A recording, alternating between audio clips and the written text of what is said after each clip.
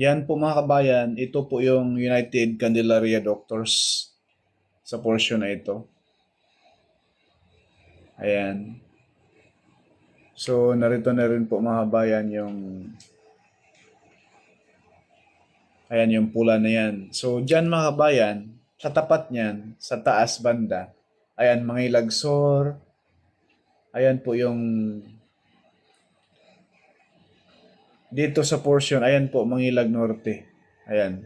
Sa portion na ito mga kabayan, dito sa portion na ito, yan, sa baba natin, makikita mo dyan yung alignment ng SLEX. Toll Road 4. So, base sa ating informante, dito po itatayo yung package D interchange dito po sa Candelaria interchange mga bayan sa portion na ito. Yan. Yan o. Yan sa baba na yan mga bayan. Ipapakita ko po sa inyo ngayon sa ating drone shot sa personal na talagang napakalapad itong areang ito mga kabayan. So, ayan po. I-zoom out natin. Ayan. Itong pakaliwa, galing po yan ng Barangay Anastasia. Itong pakanan, papunta na yan ng Concepcion, Sampaloc, Ono, Santo Cristo, sa right side, and then papunta na yan ng Sariaya. So, dito sa portion na ito mga bayan, yan. Ayan po yung Maharlika Highway. Itong kulay pula na yan, mahaba.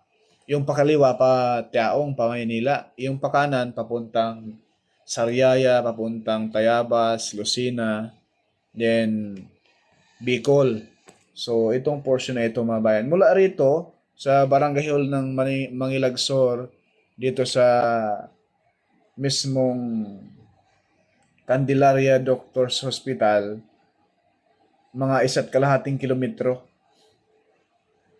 kung saan itatayo iyo ang Candelaria Interchange sa Package D. No? Ayan po. Pakita ko po sa inyo mga bayan, napakaganda tingnan. Yan sa portion na yan mga bayan, ayan po yung alignment ng SLEX.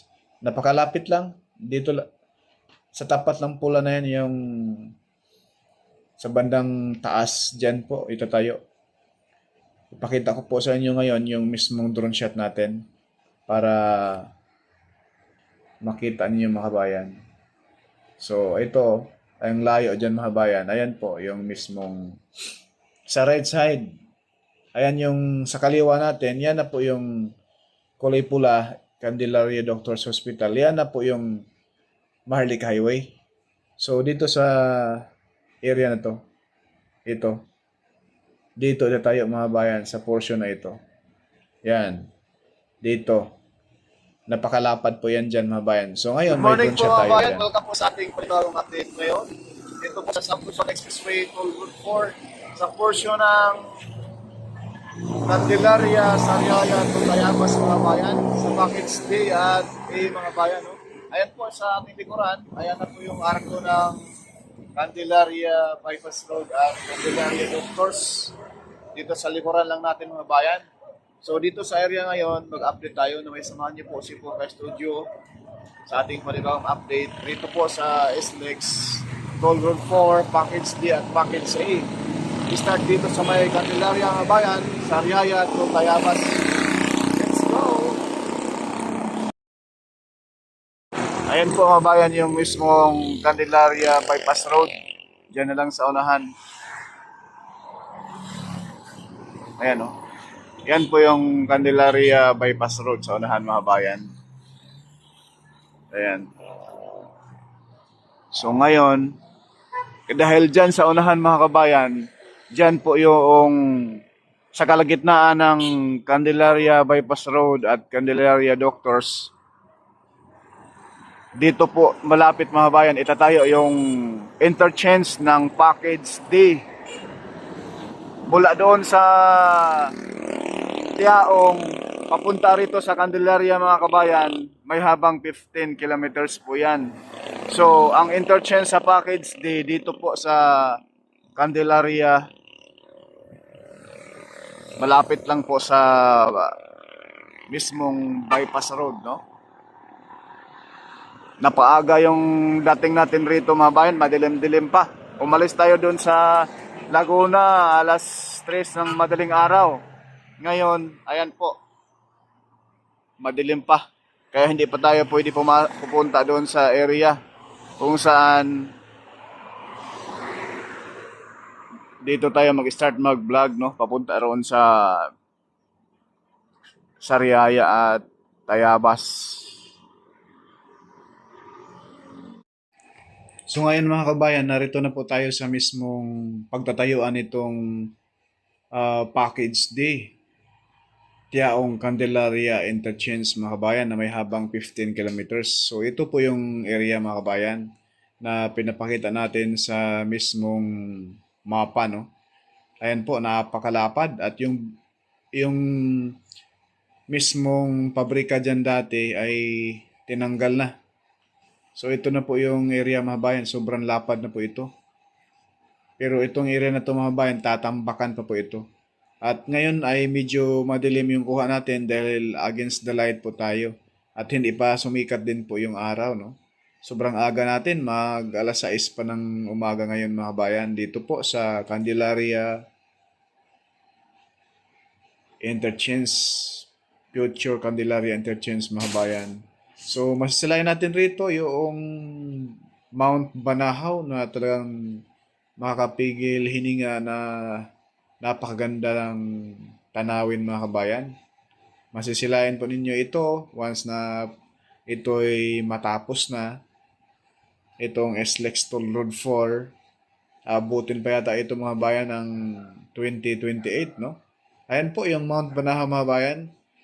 Pinakita ko na rin lang din sa inyo para masilayan ninyo, no? Yung nakawala sa stress, yung ganda ng Quezon Province. Masisilayan natin yung Dolores, Mount Banahaw, tatlong bundok po yan dyan mga kabayan.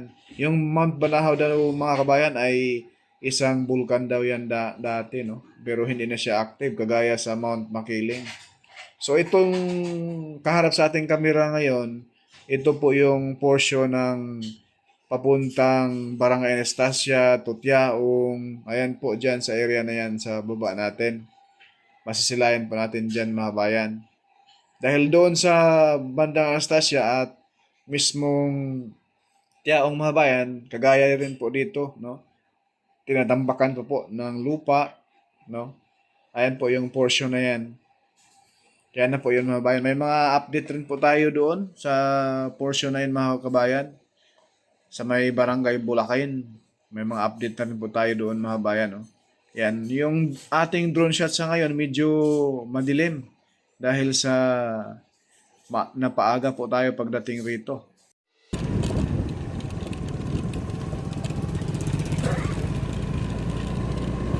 Buti ngayon, maganda-gandang panahon. Mamaya ito mga kabayan, mainit. Ayan. May mga malaking improvement na rin, may tambak na. At yung tambak rito, tinubuan na ng mga damo-damo.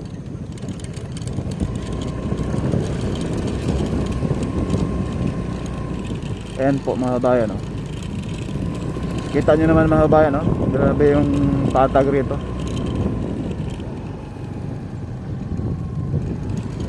Ito yung barangay Mangilag na posible rito mga bayan.